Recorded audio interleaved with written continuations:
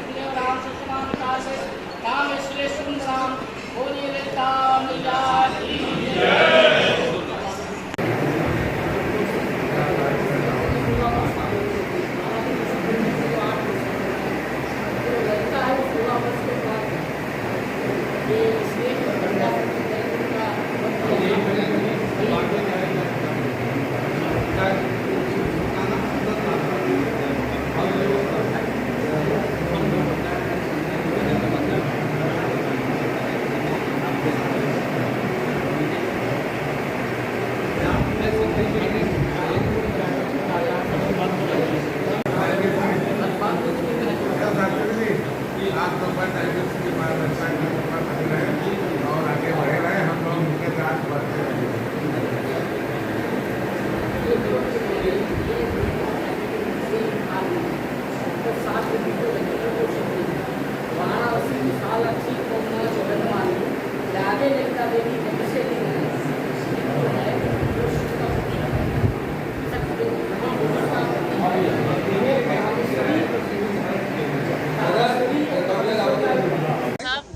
उसकी कोई व्यवस्था बढ़िया नहीं है। देख लेंगे सब, एक यहाँ कोई ना कोई आएगा पूरा देख करके, जहाँ जो जरूरत होगी, जो कर सकते हैं सरकार के माध्यम से करेंगे।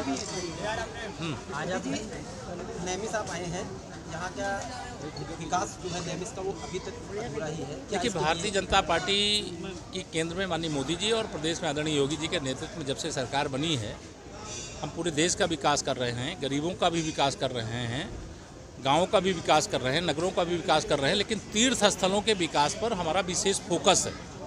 इसी का परिणाम है कि आज बाबा विश्वनाथ धाम बन करके तैयार है। इसी का परिणाम है कि आज भगवान रामलला की जन्मभूमि पर भव्य मंदिर निर्माण कार्य तीव्र गति से आगे चल रहा है। विंध्यवासिनी माता का धाम वो अभी आगे कॉरिडोर जो धाम है बन करके तैयार हो रहा है। प्रयागराज आपने कुंभ का देखा है, चित्रकूट धाम बन रहा है, और नैमिषारण धाम को भी हम लोग पूरा प्रयास है कि ऐसा बनाएंगे कि जैसी लोगों की आस्था और श्रद्धा इस स्थान के प्रति पौराणिक रूप से भी है, वैदिक रूप से भी है, वो हम लोगों के लिए अत्यधिक महत्वपूर्ण है।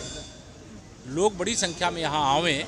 हम लोग ये चाहते हैं कि धार्मिक पर्यटन के माध्यम से भी रोजगार के अनेकानेक अवसर खड़े हों। कांग्रेस का कहना है जब महंगाई की बात होती है तब ईडी और सारी एजेंसियों का दुरुपयोग होने लगता है। देखिए, इस देश के अंदर जिन लोगों ने भ्रष्टाचार किया है, चाहे वो कांग्रेस हो, चाहे सपा हो, बसपा हो, या कोई अन्य राजनीतिक दल, वह चाहते हैं कि उन्होंने जो भ्रष्टाचार किया है उस पर कोई कार्रवाई ना हो। अगर गरीबों को लूटा है, देश को लूटा है, जिससे देश का विकास होना चाहिए, जिससे गरीब का उत्थान होना चाहिए, अगर उन लूट करके कोठरियों में भर भर के रखा है, और अगर कोई छापे पड़ते हैं उसमें से कुछ निकल करके आता है, देश और प्रदेश और गरीब का विकास होता है, तो इनको यह लगता है कि यह आरोप लगा दो। सबसे फैशन की तरह आरोप लगाना है कि सरकार पे आरोप लगा दो, हम विपक्षी पार्टी हैं, इसलिए तो ये कोठरियों में भरी हुई नोटों की बक्से बड़े बड़े क्यों निकल रहे हैं। इसका जवाब दें। जो सत्य है उसका सामना करना पड़ेगा। जिसने बेईमानी किया है उसको जांच के अधिकारियों के सामने आना पड़ेगा। अगर सही बात नहीं बता पाते हैं तो जो कार्रवाई होती वो होती है, और कोई जो जांच एजेंसी वो अंतिम अथॉरिटी नहीं, उसके ऊपर न्यायालय है। जिसको लगता है कि जांच में कोई दोष है तो न्यायालय जाएगा।